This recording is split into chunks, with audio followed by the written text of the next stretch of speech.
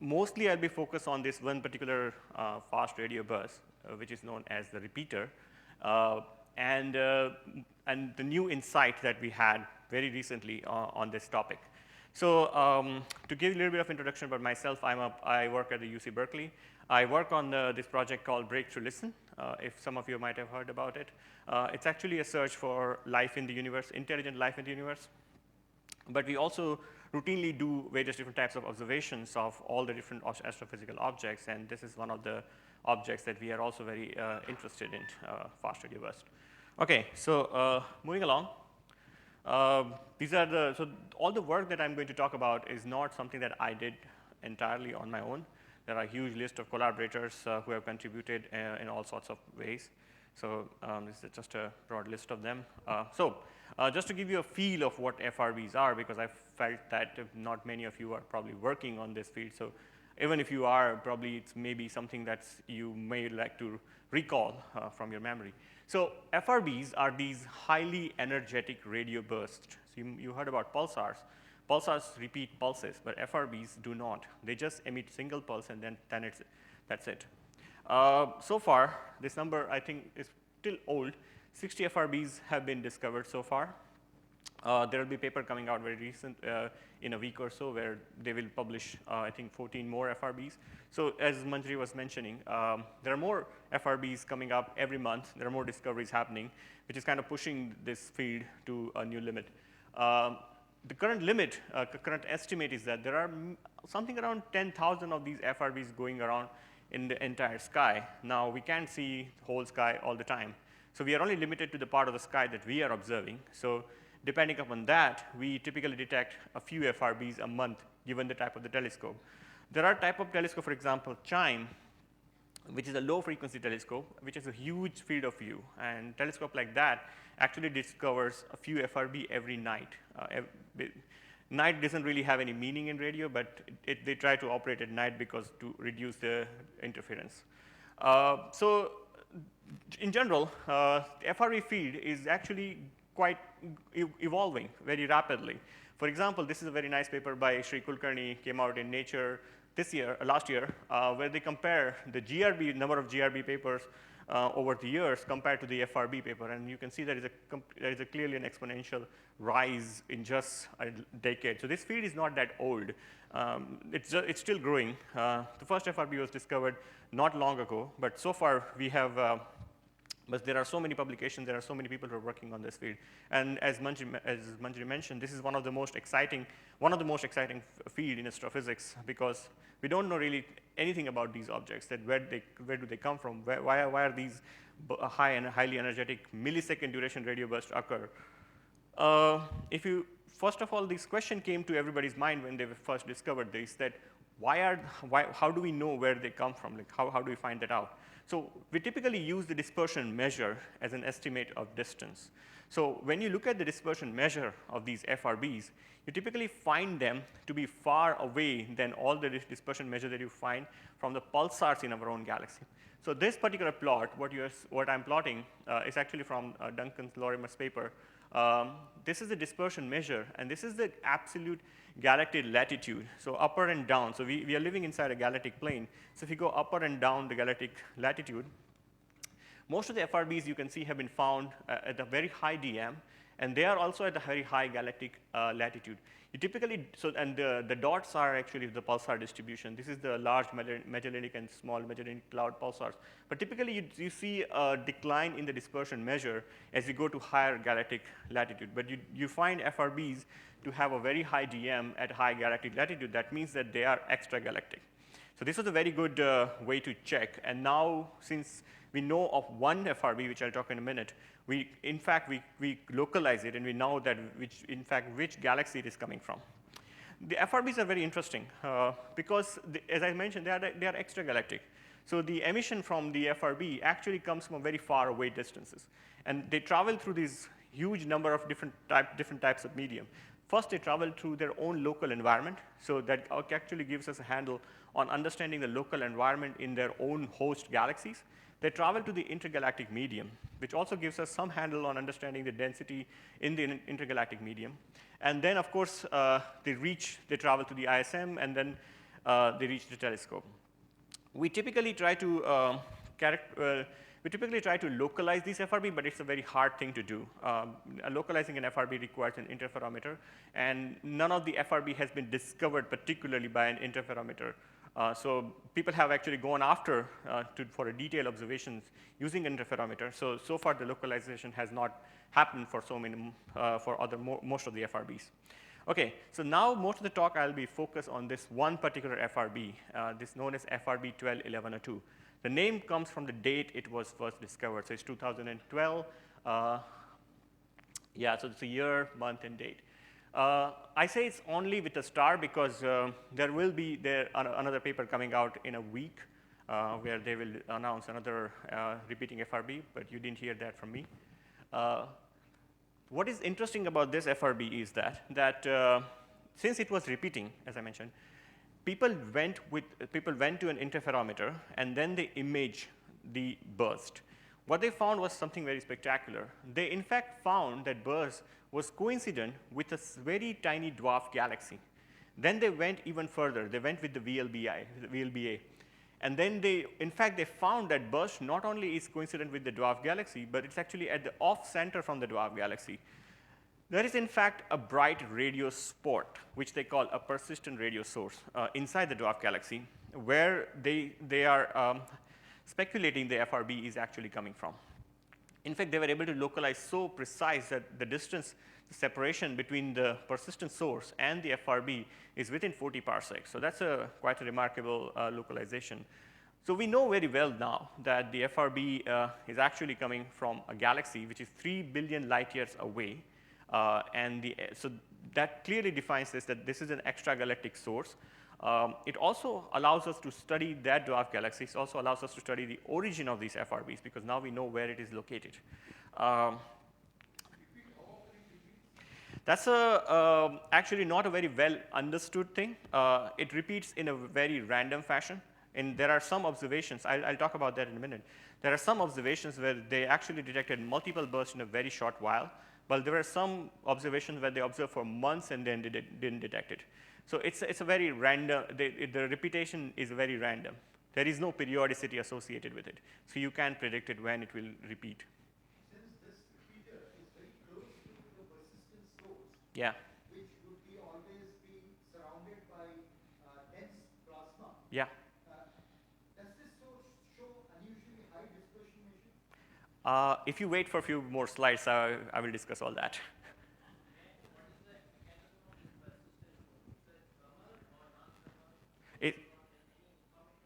I think it's mostly non-thermal emission. Yes. Yeah. It's quite bright. I think it's actually 200 microjansky bright. So it's, as far as I know, it's a non-thermal emission. Probably, yeah. It's a weak active source. It's not active. It's just a radio bright spot. Yeah, but there's a variability associated. Well, yes, the variability is there is a variability associated with it, but it's very small. Yeah. Okay, so coming to the observations of the FRB itself, there are a bunch of observations, observations that happen over the years. So there was a question about the repeatability, and we really don't know that how often do they repeat. People have observed the FRB 1202 starting from 800 megahertz to 5 gigahertz. There were no detections below 1 gigahertz so far. All the detections have happened above 1 gigahertz and all the way up to 4 gigahertz. There were no detections above 4 gigahertz either, or 5 gigahertz either. So, and then people obviously would try to, what they did was that they did a simultaneous observations with the VLA, observing at S-band 2.5 to 3.5 gigahertz, and Arecibo observing at L-band, which is 1.4 gigahertz. What was surprising to them was that out of 3 times where the burst happened simultaneously at both these telescopes, only one of the time they were able to catch it. So this means that the burst is not broadband like a pulsar. Typically, when you observe a pulsar at broad frequencies between different telescopes, you do detect them. But in case of FRBs, it seems that that's not the case. The frequency is band limited. So sometimes the emission is very prominent at certain part of the frequency, and at some occasion, it's actually is prominent at other part of the frequency. So this is another intriguing thing about FRBs, that they are not purely broadband as you typically expect for pulsars. This thing I mentioned already, that there are some instances where people have seen it to be in heightened activity state, where they've seen 8 bursts in 1 hour, which was quite remarkable. Like just 8 bursts happen in 1 hour. Typically, you detect 1 burst in like a week or a month, but there were heightened activity states. So this was known a little bit. So far, beyond by this, combining all this knowledge, people have come up with different models to explain the FRB phenomenology. In general, the FRB 12, 11, or 2. There are young pulsar magnetar model. We don't have time to go into that, but if you are interested, there are a list of papers. You can look into that. Most interesting and most favorable models are probably related to the magnetar models inside a highly magnetized environment. I'll come to that. Why is that? But those are the ones which are more favorable. People also talk about enhancing or boosting, giving like some kind of a steroid to pulsars, because pulsars do not emit such bright pulses. So if you take the brightest pulsar in our galaxy, and if you put it inside the 3 billion light year away galaxy, you will not detect the pulse. So you have to enhance by 10 to the power 5 times. So there is some mechanism which is actually, if you take the pulsar mechanism as the mechanism for FRBs, there has to be some mechanism which is enhancing the pulsar emission by that huge factor. We don't know what that factor is. There are also papers which talks about neutron stars interacting with its local environment. If you're interested, you can read into that. Along with that, there was also a paper by Avi Loeb and his group at Harvard that FRBs could be due to activities by aliens or extraterrestrial intelligence. If they are propelling their solar sails, those can actually come out. In fact, they have the whole model and energetics calculated that they can actually come out as an FRBs. So we, with the Breakthrough Listen team, that's where our interest lies. So if somebody tells us that, hey, this could be ET, we would be looking into that. So just to give you a broad outline of what Breakthrough stands for. So Breakthrough was announced in 2015 at the Royal Society, of course, with the help of Professor Stephen Hawking and Martin Rees, who are our current advisory board members. They advise us on various different things. Unfortunately, we lost Hawking, but Professor Martin Rees is still with us, and he is very, very much involved with the lot of things that we are working on over here. So the Breakthrough Listen program actually is a 10-year program, and for which there is a philanthropist sponsor, Yuri Milner, who gave us $100 million. So we typically tend to spend $10 million a year on this project. Using this, our goal is to do various different things, which is obviously to find intelligent life in the universe. I will talk about more tomorrow. If you are interested, you can come for that, but I'll just skip right now. Largely our goals are to typically survey the nearby stars and the galaxy, but we are also interested in looking at anomalous objects.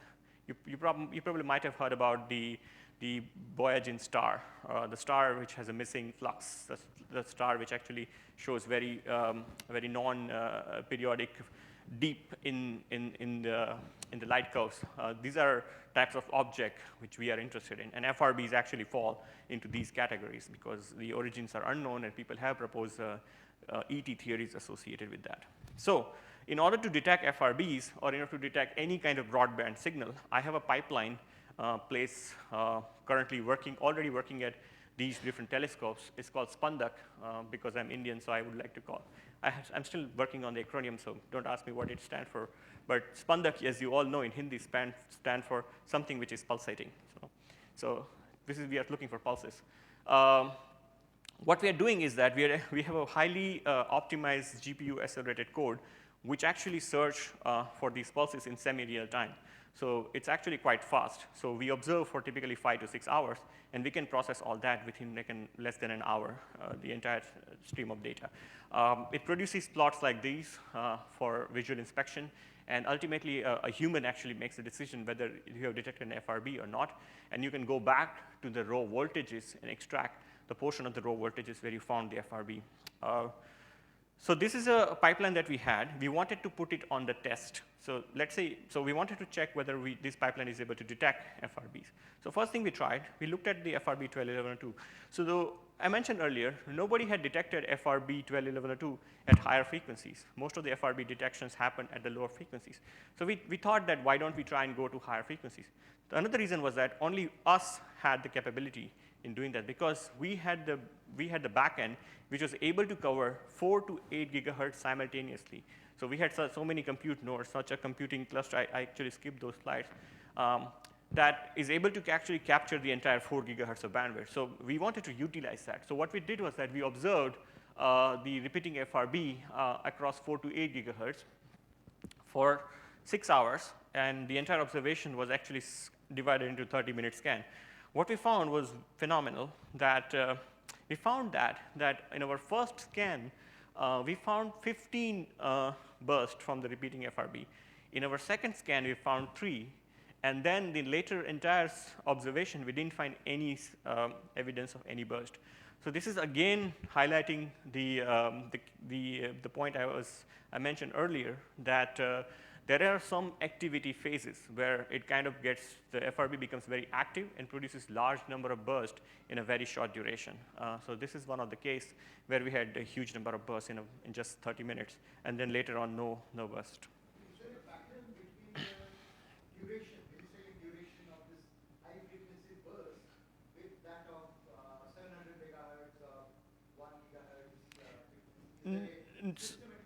So we have not done too many observations simultaneously at C-band and lower frequency. There are some observations, as I mentioned earlier, but out of all these observations, I think there are 1 burst out of 3 or 4 which happened to be occurring at the same time when both these telescopes were observing. Only one of them was broadband. So in order to understand the pattern, I think you need a little bit more amount of data, which we don't have right now. And this is a very difficult case for FRBs because, as I mentioned, FRBs are not broadband. So even if you are observing all the time from both these frequencies, they may not happen at both the frequency at the same time. Sometimes it may be brighter at low frequency, sometimes it may be brighter at higher frequencies. And all of them were shorter than milliseconds. I will come to that in a minute. Yeah.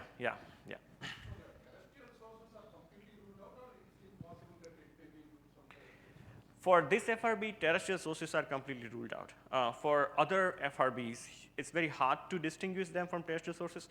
You probably heard about these microwave bursts from parks. But they were quite interesting. They were finding them all over the sky. This one, using the interferometer, they were able to localize it to only one part of the sky because they imaged the burst. So for this FRB, it's very well understood and accepted that it's actually extraterrestrial. It's not coming from any kind of terrestrial activities.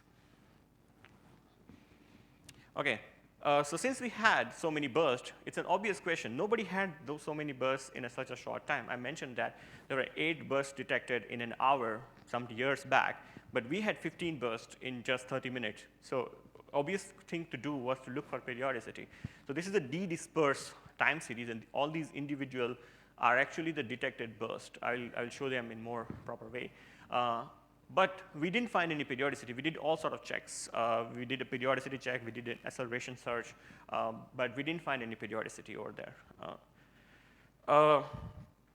Something very remarkable about all our detections. So this is just actually each individual image that you are seeing is individual detected burst. And what you are seeing is actually one burst after the other.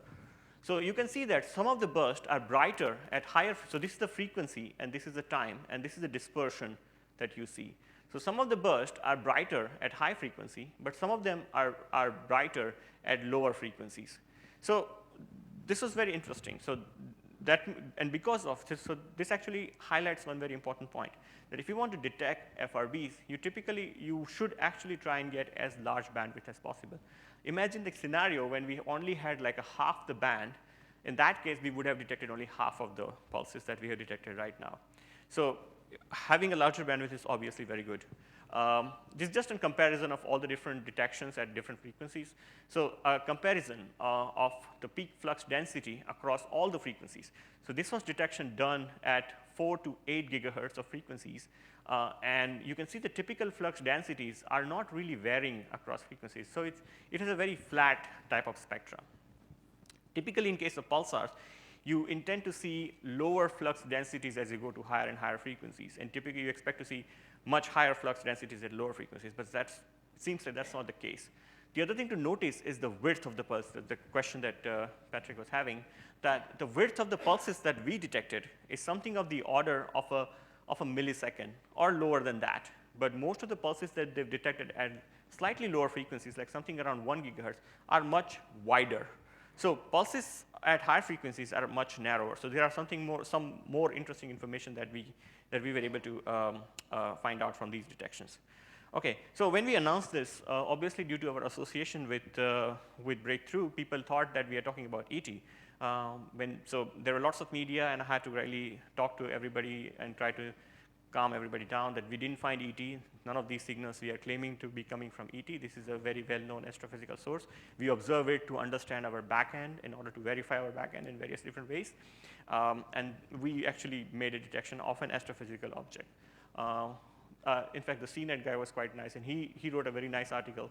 So if you're interested, you should look into that. Otherwise, of course, there are lots of articles on ET hypothesis. Okay, something very interesting we found was in the burst shapes. So far, before we made the detection, this was the sample of bursts people have detected so far. You can see typically the bursts tend to show a very narrow feature. So in all these bursts, what we have done is that we have de-dispersed the pulse. So that's why you're seeing them as a straight line. You're not seeing them at a disperse, but you're seeing them after doing the de-dispersions, you're seeing them as a straight line. So these are different bursts. This is frequency and time. And you can see that they are all narrow bursts, and they don't have any kind of features in them. So, well, good. The other thing we noticed was that all the bursts typically tend to happen at the DM of something around 550 to 560. So this was the known DM for this FRB. So you detect the FRB at the 560 DM. Very well. But what we found was something very different.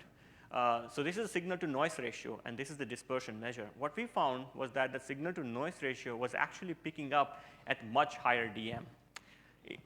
DM is a dispersion measure. Sorry, I forgot to mention that in the first slide.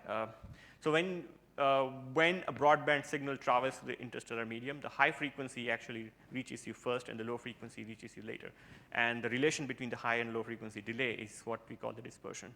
And they typically have a shape, like a curvature shape, like a nu to the power minus 2 shape. So what we found was something very different. Like, why this burst have high DM? Typically, people have seen DM of something around 560, something over here. But we are seeing high amount of signal-to-noise ratio at a very high DM of something around 600. So when we did a coherent dispersion of these pulses, because we had access to raw voltages, what we found was something very spectacular. These bursts were not single burst, but they had structures in them. They had something really amazing structures. We were able to resolve these structures because we were able to go to much higher time resolution and frequency resolution. So we were able to resolve this structure. So when you're looking at the low resolution data, all these things will look like a one pulse. But when you go to higher time resolution, you can actually resolve these structures. Now you can see the individual components in the structure, in the burst. Some of the bursts we detected has these things, but now we are calling them as a V8 burst because they are not typically common. Out of 100 bursts, we typically see one of the bursts of this nature.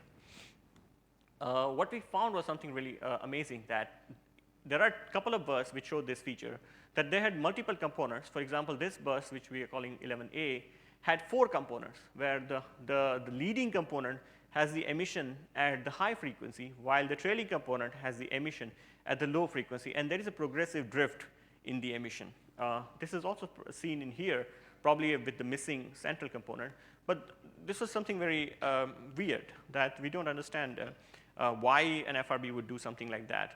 People have seen something like this in solar flares, something like an auroral emission. Also, people have seen changing in the emission frequencies from higher to lower. This can happen when the emission actually region goes to higher altitude. But so this was something amazing for us. And Something like underrun bending where some kind of a discharge is happening and so like a liquid discharge. possible. So I will refer to one paper in which we are discussing these hypotheses. I'll come to that in a minute.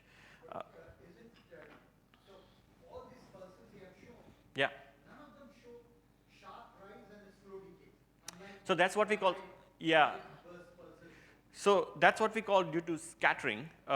Typically, we don't see a lot of scattering in this FRB. The scattering time scale is of the order of 20 microsecond or so, and our time resolution is not that high enough to resolve. Even if there is a tail, we are probably, due to our time resolution, we are not able to resolve it. So typically, this is true for all the FRBs also. Like, we don't typically tend to see a huge amount of scattering in them. Yeah. So among the hypotheses that kind of features are there, different observations that are relevant, to discern between one hypothesis and another. What are the most exciting measurements? I understand you're trying to characterize them in the first place, but if you have, once you have all of these data, what are the types of measurements that are most key to distinguish one? You have to wait for 20 more minutes to answer that, to get that question. I will come to that. That's the end of the talk. This is the observation that I'm coming to, that what information that we got that, that can pin down the model. So because of this weirdness of these bursts, it was very clear to us why this was happening. So typically at a 560 dm, you see these beautiful features. But if you go to high dm, what happens is that these features start aligning with each other. And that's why that enhances the signal to noise ratio by a large factor. So this is not true. We don't expect this to be a true pulse. I think this is more of a true pulse at the 560 dm. So what we thought is that we actually characterize the structure rather than the SNR to find the right dm. And the structure was actually maximizing at something around 560. So that solved the problem for us. And this is just a collection of all the bursts that we have detected, something around 21 of them. And you see them, they are having a different frequency spread, which I was also showing you earlier. Remember, this is after doing the dispersion. So the entire energy is actually aligned. It doesn't have the dispersion curve, but its entire thing is vertical. What you can see is that some of the bursts are stronger at low frequencies, but some of the bursts are stronger at higher frequencies, and they shift around as a function of time. So why is that? Why do we have these frequency features? So we don't know. They could be intrinsic, or they could be due to propagation effect. There is a model proposed by Jim Cordes last year, which actually proposed that due to plasma around the local environment, around the FRB, it can actually enhance certain frequencies. And they, in fact, had a model that they can actually enhance, this is the gain versus the frequency, and they can actually have multiple peaks in frequency spectrum. And this is what we have seen. So on top of that, what we are showing, this is the detected flux density, and this is the frequency. And this is the combined spectra of all the bursts. Different color represents different bursts. And the line that you are seeing in going through them is actually a mean of all of that. So what we found is that there were actually two peaks in the spectra. So most of the bursts were either having peak in emission somewhere around 6 gigahertz or somewhere around 7 gigahertz. But there was there was a gap in the middle. And this was actually predicted by Jim Cordes and their model that, yes, in fact, if you have plasma around in the FRB, it can enhance the emission at certain frequencies, but not at the other, and that can actually produce these spectra that you are seeing. So maybe this is the case that the features that we are seeing is not intrinsic, but due to the propagation effect. So after our discoveries, in fact, people actually found more of these weird bursts. So this is a paper just we submitted in FJ I think a month back. So this was our detection, but people started seeing these bursts because they started looking at data at a much higher time resolution and frequency resolution. They started seeing these kind of weird bursts at lower frequencies as well. So this is I apologize, the resolution is not so great, so you can't read it, but this is the 4 to 8 gigahertz. This is 2 to 3 gigahertz, and all of these three are actually the L band observation. That's at 1.4 gigahertz. So 1.4 2.5, 5.5, all of the frequencies are showing the similar types of bursts. So no, that's again a weird burst. That's after doing the dispersion at 560, but it looks like that it's over DM. Yeah. But what's interesting to note here is that typically there are lots of bursts which shows this feature, that you have multiple components. All of them tend to show this drift in frequency, that they start at the high frequency respective of their band, and they drift to lower frequencies. In fact, this is the plot of their drifting as a function of observing frequency, and there is the dotted line is actually a linear trend passing through them. So there is a linear trend going from low to high frequency that the drift is consistent. The solid line actually assumes that what if the DM is wrong? So this is actually a fit. If the DM is wrong, you would expect the drift to happen following this line. And in fact, the DM has to be wrong by order of 40, which is a quite large number. So we don't expect that this is due to the wrong DM. This is something intrinsic or due to the propagation effect in the local environment of the FRB. Okay, so something very intriguing or something very interesting about this FRB was that because we had access to the raw data, we could do polarization calibration. This was not done before for this FRB. In fact, people have attempted to do that at lower frequencies, but they failed. They were not able to detect any polarization. Just to give you a brief outline, in case of pulsar, when the pulse beam actually sweeps across the line of sight, you see this kind of beautiful S-shaped curve, which we can actually, this was a very good evidence that the emission is coming close to the magnetic axis. So we were trying to look for something like that can we infer from the polarization angle and from the polarization something about the emission geometry, something about the emission location. But we were not very successful at our first attempt. So this is one of the weird bursts I mentioned earlier. The red is the circular polarization, and the red is the linear polarization. When we produced the Stokes parameter, we didn't see any polarization. But I don't know why. On the same day, I got an email from our collaborator that, hey, we found something very weird. Can you check this in your data? They said that they found very high RM. They found very high rotation measure. Can you check whether you also see something like that? Just to give you a brief outline to the younger audience, rotation measure is actually the way to find the magnetic field in your line of sight. So the dispersion measure is actually an integrated electron density, but rotation measure is integrated electron density multiplied by the magnetic field, which is parallel to your line of sight. So let's say you have a pulsar, which is a certain angle of polarization. When it travels to the magnetic field line, this polarization angles changes as a function of frequency. And you can, in fact, predict how much change there would be if you know the rotation measure. So you can do these things other way around. You can actually fit for different rotation measure and try to see whether you recover any polarization out. So we did that. This is what we call the RM fit. Just like the dispersion fit, we can do the RM fit. We try to enhance. Right. So because of the rotation of the polarization angle, you lose the data that you gets depolarized. So you try to realign the polarization, and then you try to add all of them together. And you try to see how much amount of polarization you recover at a given RM. So you try to fit for different RM values. That's for a pulsar, right? Now you don't have a repeating system like For here, we do. We do have a repeating signal. Even you can do it for a one burst. You don't need a repeating pulse. Just one burst, you can do this. You have the raw voltages. You have access to the polarization information. All you need to do is to check, you vary different polarization angle, and to try to add all the data together. And you see whether it aligns. So if it aligns, then you get higher amount of polarization flux. If it doesn't align, you get a lower. So you can, in fact, plot rotation measure as a function of polarized flux. And what we found was something remarkable. This was not been seen before.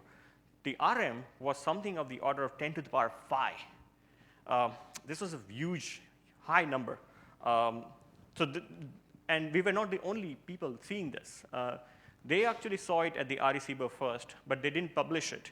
They were just waiting for a confirmation. And when we had our detections, they asked us, can you guys check this, whether you are seeing something similar? Fortunately, we were able to confirm that using our data, that yes, indeed, that was the case. The RM was high. It was 93,000. We were using Green Bank telescope, much higher frequency. They were using Arecibo at lower frequency, at not L-band, but it's actually between 4 to 4.5 gigahertz. So it was still high frequency. Ours was a little bit higher than that. So after you correct for the RM, what we saw was something we didn't expect. All the pulses were 100% polarized. So what you're seeing here, again, is the same plot, but now you corrected for the RM. You know the RM, so you correct for the rotation measure, and you try to plot the same polarization on the pulse. What we saw is that the fraction of linear polarization was 100%. There was complete absence of circular polarization. The whole thing was 100% linearly polarized. And on top of that, we had a very flat polarization angle. The polarization angle wasn't changing. Typically for pulsars, if the emission is coming close to the magnetic field lines, you expect to see change in the polarization angle as the line of sight passes on top of that. But in this case, that's probably not the case. That we saw a very flat polarization angle for one burst, not just one, for a whole lot of bursts. And they were consistent among each other. The polarization angle also wasn't changing from burst to burst. So the emission region is consistent. So coming back to the question, what is the new information we gained? We gained that if the RM is high, that means that the source has to be embedded inside a highly magnetized environment. You can actually, in fact, try to calculate how much magnetic field would you require to produce such high RM. And that's not sufficient in the intergalactic medium. That's not sufficient in our own galaxy. So that has to come from the host. In fact, that has to come from the local environment around the source. The source is embedded inside a highly magnetized environment. The other thing, which I don't have a plot here, is that we found a burst which was just 30 microsecond wide. So coming to your question, we had one burst which was only 30 microsecond wide. If you have such a tiny burst, that again basically suggests that the source has to be a compact object. So again, this kind of pin downs to a very few sources which can generate this. It has to be embedded in a highly magnetized environment. It has to be compact. What are such sources? Neutron stars, black hole. That's it. White dwarfs is probably too big for that. So that means that this source has to be associated with them. There are different theories out there which people suggest that maybe the interaction between neutron star and black hole can also generate these FRBs. But unfortunately, due to time, I'm not going to go much into that. OK. So so this is just a plot showing the different PA for different bursts. And as I was mentioning, the PA is exactly similar for all the bursts. It's phenomenal that across the entire hour of all the observations, all the bursts, PA is flat, similar. Comparing the RM, so the RM, I mentioned that we found the same RM. It's not exactly same. It's actually 10% low. So the RM that they found at Arecibo was 10 to the power 5, but we found at 93,000. So there is a clear decay in the RM over 6 months. So their data was 6 months older than us. So that means that RM is changing. And now I can say this, although it's not published, but we have seen more certain decrease in the RM with further observation. So that means that the environment is active. Something is very rapidly changing, and that's why we see this change in the RM. But we don't see change in the DM. So this is, again, intriguing. You remember, DM and RM are almost similar, except the magnetic field. So if you have change in the density of the electron, then you should also expect change in the DM. But you don't see that. But you see change in the RM. That means that the magnetic field is evolving or changing with time. Just to give you a comparison of all the different pulsars in our galaxy, so all the black dots here are pulsars. What I'm plotting here is the DM and the RM. So as I mentioned, RM and DMs are not too much different. They are similar, but just the addition of magnetic field. So all the different pulsars typically tend to have, if you have a high DM, you typically have a high RM. But the FRB 1211 is a very different case. It doesn't follow the RM-DM curve. It's actually, so why there is a line? Because there is an uncertainty in the DM estimation. We don't know the right DM in the host galaxy. By the way, this is the DM inside the host galaxy, not the DM that we observe. The DM in the host galaxy, something is within certain limit we know, like 70 to 270. So there is a huge gap in there. So that's why there is a bar there. But we know the RM. So RM is quite high. So in fact, this is the highest RM observed for an astrophysical object. There is a magnetar near the galactic center inside our own galaxy, which shows this same RM. But you can say that it actually follows maybe this DM-RM curve. So maybe the magnetic field is not contributing that much in this case. But certainly for the FRB 1211.2, it certainly is contributing. So what is the estimated line of sight magnetic field with such high RM? It's actually in the milligauss, 1 milligauss or so of that order. Yeah. So of course, this was a biggest discovery in field of FRBs. So we published this in Nature. And in fact, for that particular week, it was the biggest discovery in astrophysics for Nature, at least the paper coming out in Nature. So they put us in the front page over there. This is the Arecibo telescope. And we had a press conference in Washington, D.C., announcing this discovery earlier last year. OK, so what are the implications of this finding? So I actually cover most of this point, that the RM must come from the host galaxy, as the source's local environment and the galactic RM toward the source is only minus 40, and the galactic medium and the intergalactic medium is only 10 to the power 2. So when you have 10 to the power 5, that means that most of these has to come from the local environment. Previous non-detection, so I mentioned people have attempted to find RM or polarization at lower frequencies. But what happens is that because of such high RM, your intra-channel depolarization will actually will not allow you to calculate the RM. So you need to have a highly high frequency resolution if you want to do it at the low frequency. Unfortunately, nobody knew that earlier. I also mentioned this, that PA was found to be consistent, not just in all our data, but along with the Arecibo data. So that means that the orientation of the emission is not changing. People have hypothesized that maybe it's not the orientation of the object, but it's the orientation of the propagation medium. So even the orientation of the source is changing, but the propagation medium is only allowing certain waves to pass through, and that's why you are seeing polarization angle coming out only at a certain angle. But this is certainly an observational fact that PA is consistent. I also mentioned this, that large change in the RM without change in the DM implied that large contribution from the compact region with a high magnetic field. For example, neutron star in a vicinity of a black hole can also give rise to changes in the RM. This is seen for the galactic center magnetar, where people have seen changes in the RM. So maybe this scenarios are something similar to that. OK, just in the last 10 minutes or so, I'd like to talk about something very interesting that we are working on. This is also related to FRB, so, and this is also furthering what we have done so far. Yeah? We never said alien about FRB 1211.2. But it doesn't rule out for all the FRBs. All right, so I mentioned this, that Breakthrough Listen is a project to search for intelligent life in the universe. And the type of signal that we search is enormous type of varieties. It's very hard for a human to basically go and look through all that. So we use various different machine learning approaches. And I really thank Ajit for introducing the whole thing. I actually removed a couple of slides because he explained the entire convolution neural network. So that solves my problem. So we use the convolution neural network in order to basically find FRBs also. And we were able to very successfully apply that. So one of the student working with me, Gary Zhang, he's working on this classification of radio data. So there is a very big problem in radio astronomy that you want to identify the interference in your data in order to remove that. But you don't know what is interference and what is astrophysical signal. If you have enough sample of interference, you can in fact go and look at your data and you can label that. So we have done that. We have labeled the interference. And we have actually built a classifier which can label the interference in the different classes.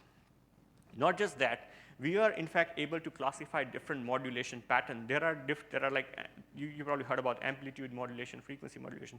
There are subvariants of that, and there are like 24 different modulation patterns. So we were actually not just classify the modulation, we were in fact categorize the modulation as well. That if the signal has any kind of modulation, using the machine learning tools, we can actually classify which type of modulation there is. But we wanted to solve something very simple. When you look at the data, so let's say this is this is what we call a waterfall plot. So what you are seeing here, this is a frequency and this is time. And you see things like these here and there. Now, these are all interference. What we are interested in is that if we find something which we are not, the machine is not able to classify, we are calling, maybe it's ET, maybe something that we have not seen before, something which is strange in nature, some different type of modulation. Although machine will not be able to categorize it, but it will still be able to find it, that this is something different. This is our hope.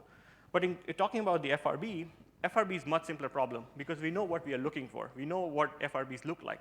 So you can, in fact, design a convolution neural network, and I will not, definitely not, don't want to go into any details because Ajit has explained everything, that you can, in fact, design a multi-layer convolution neural network in order to identify features. This is what we call a feature extraction. FRBs have much simpler features than cars and dogs and cats. I mean, they are much more complicated. FRBs are much simpler. You're just looking for a dispersed pulse. So what we did was that we actually simulated something around 400,000 images of FRBs with different variation. Remember, I mentioned that FRBs don't have a broadband spectra. So you need to introduce enough amount of variation in your simulation in order for your classifier to learn all different variations. So we did that. We produced something around 400 different types of FRBs. We had a very good success with that. Our recall rate was something of the order of 88%. So 88% of the signal we injected in our classifier, we were able to recover it. And on top of that, our accuracy was even better. It was 98%. So our false positive rate was just 2%. So we were, in 98% of the time, we were very accurate. The whole simulation and the whole training actually took 20 hours to run on GTX 1080 GPU. So after doing that, we applied that on the data on which we found the FRBs earlier. So what we found was something very strange, that there were more bursts, which the classical technique which I was using, Spandag, was not able to find. The reason was that those bursts were much narrower in frequency. So what I'm showing you here, again, these are all the different dispersed bursts. Sorry, lighting, you are not able to see most of them.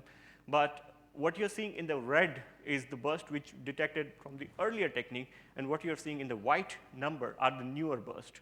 So due to this improved machine learning technique, we were able to identify 72 new bursts in 5 hours.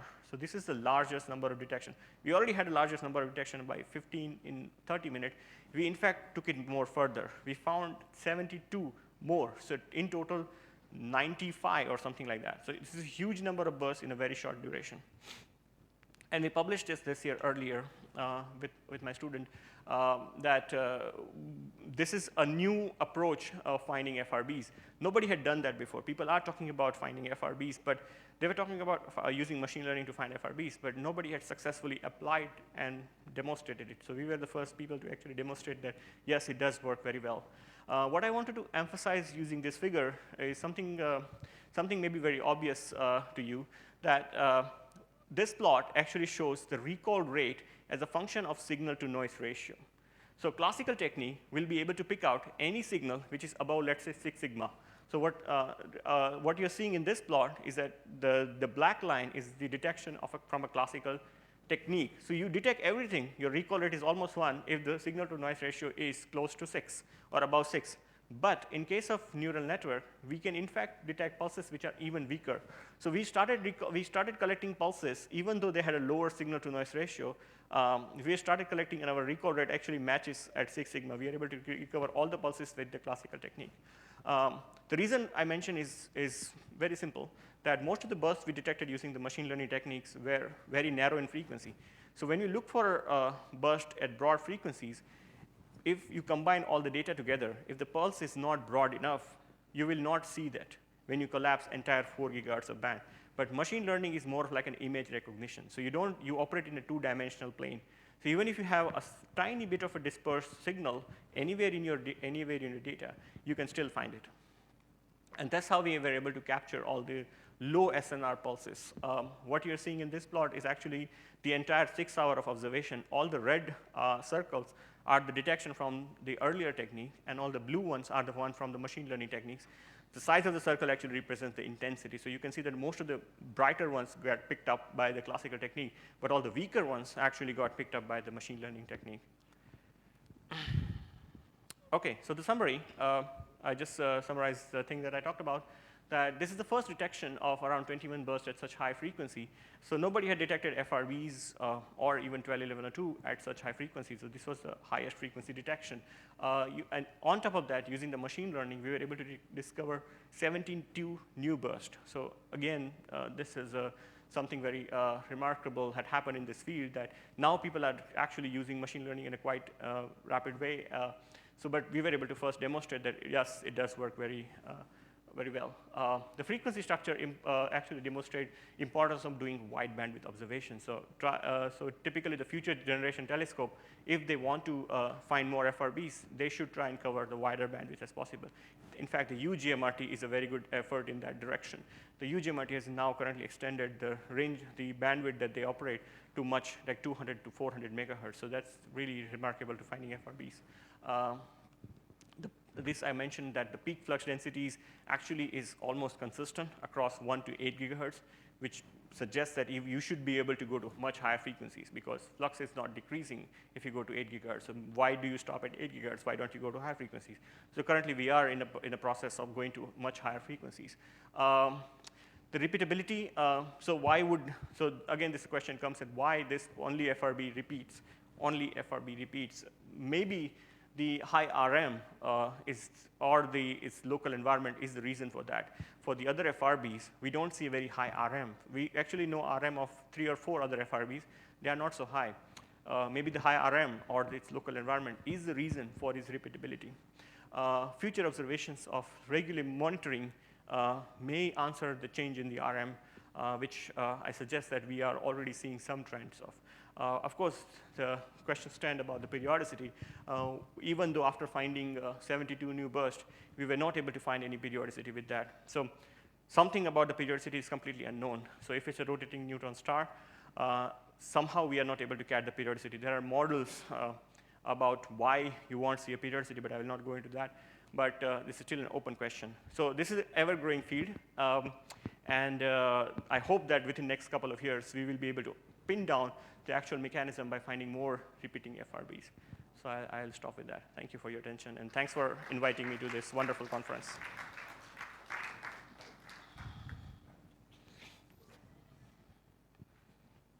Yeah. Two questions. One is that, as you have mentioned, the peak flux densities in the frequency range, they don't change much. But what about the fluence? This is actually fluence. You have plotted the fluence or peak flux. Yeah, it's peak flux. Actually, I already also had a plot of fluence. So fluence is just flux multiplied by the width. So yeah, if you multiply that, then maybe the fluence is higher at low frequency, because then you have a much broader pulses. So, but another thing to remember here is that none of these are broadband observations. So these bursts were detected at different times. So one cannot be sure about the actual spectral nature of the FRB from this. This is like a collection of all the bursts we have detected at different times. If you had a one detection of one burst across all the frequencies, then you would be able to say something about the spectra. At this point, I don't think so that we can say much about the spectral properties, because these bursts occur at different times. They might have different energetics. So some bursts intrinsically might be more brighter, even though they are opening at different frequencies. Okay, the second question is that if one takes any individual burst from the repeating FRB and compare with the other FRBs, which don't show any repetition, are we sure that this repeating FRB is not some other category of source altogether, nothing to do with other FRBs? So one other thing which I mentioned is, about the burst typical features, there is not something really completely different apart from these some of these few weird bursts that we see. But I mentioned they are very rare. Maybe 1 in 100 we find such weird bursts. Typically, most of the bursts we find are something like this. And this is something similar you find in other FRBs. So in terms of finding in general, the bursts don't have any different characteristics than other FRBs. Although they are weaker compared to other FRBs. That could be the observational bias or detection bias, because most of the detection happen from a smaller telescope with a much wider field of view. So most of the newer FRBs that you will see coming up, they will be much brighter, but that's just an observational selection effect. The obvious thing to differentiate this FRB from all the other FRB is the high RM. So there are 4 or 5 other FRBs for which people have actually measured the RM. So these are the other FRBs for which obviously we don't know the host galaxy. So we don't know what is the DM in the host galaxy. So these are actually the limits on the DM. But the RM that people have measured is actually of the order of something around 100 maximum. In fact, we have one FRB which we have not published where we see something of the order of maybe like a 3,000 or so. But that's the highest RM we have seen in non-repeating FRBs. So maybe the high RM, as I mentioned, is one of the reasons why it's a repeating FRB. That's interesting because the DM doesn't seem to be varying much between the repeating one, except that the DM is smaller. Yeah. But the RM is certainly much higher. Yeah. And it's also evolving. It's changing with time. Right. Yeah.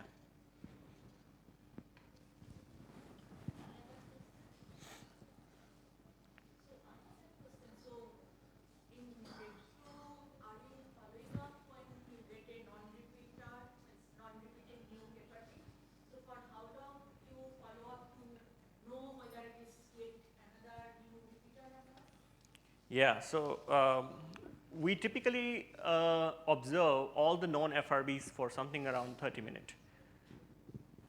But it can be in that window when it is not, because for repeater also there is time there. Yeah. So for the non-repeater one, we don't know when it will repeat. The other problem with the non-repeater are that the position in which you found these FRBs using the parks. Now, if you use parks, your position inaccuracy is of the order of 16 arc minute or so.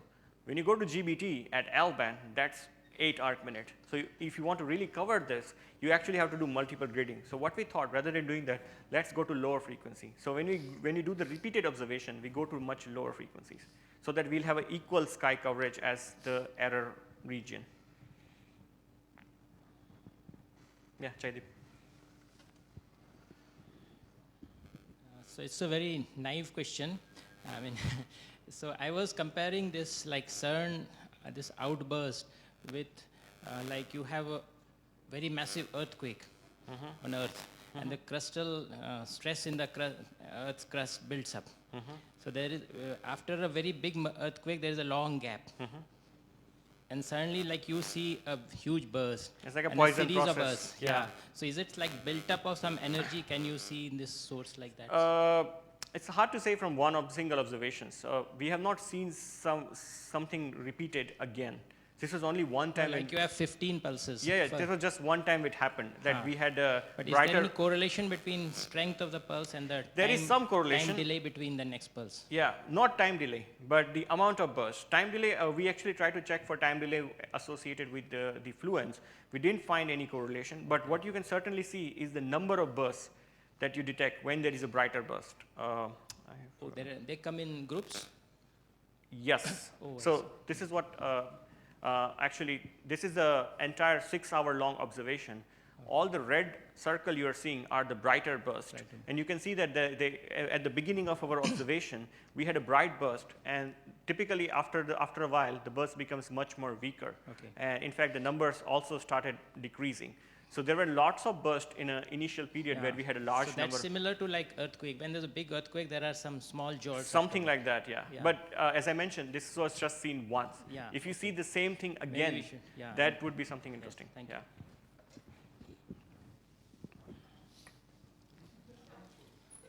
Sorry? Yeah, just one source.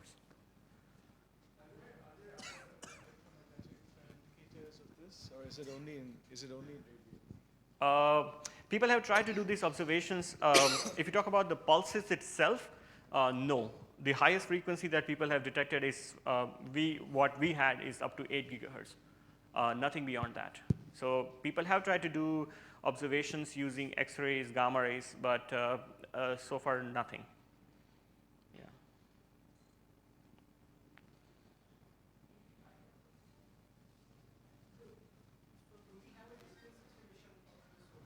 Sorry, distance. Do we have distance estimation also? Yes, absolutely. Based on the DM measurement? Not just DM, by localizing it inside a host galaxy. So since we know that the position is actually coincident with the host galaxy, we know the H alpha, and from that you can estimate the distance of the host galaxy, and from the host galaxy we know that the distance of the FRB. But there is some errors in there as well, because how much in the host galaxy the DM will contribute, we don't know. Because we don't know the intergalactic contribution. There is an error in there as well. We need to find more FRBs and localize them more often so that we know the intergalactic medium electron density in different lines of sight. So that will give us more handle on their distance estimation. Sorry? Yes, but that's from the optical. Yeah. Yeah.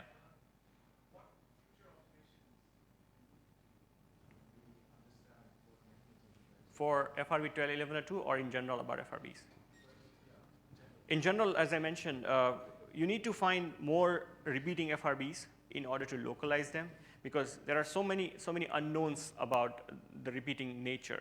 Why would they repeat, first of all? Or if they don't repeat, why do they don't? Is there, as somebody asked this question, are there two different classes of FRBs? One which repeats and one which do not repeat.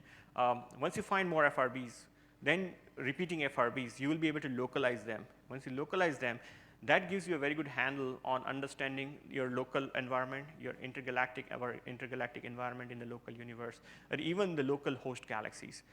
That gives us some idea about their distances. And once you have that, then that can pin down to its emission physics as well, that what sort of emission physics is operating for these repeating and non-repeating FRBs. So I think the future is in finding more repeating FRBs, which certainly everybody is going after. Yeah.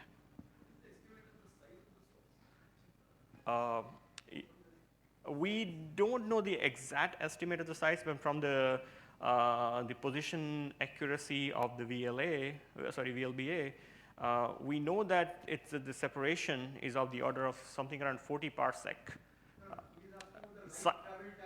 I think I don't know that number.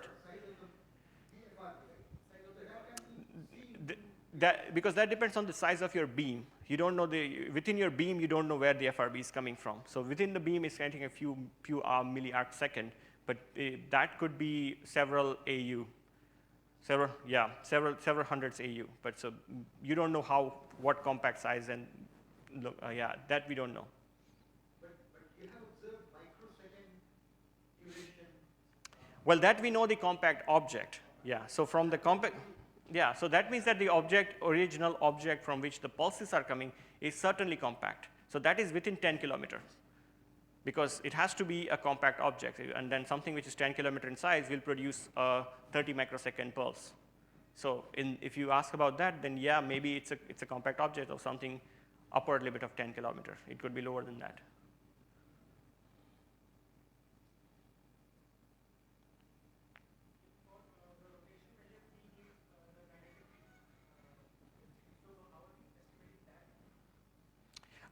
So there is an error on that as well.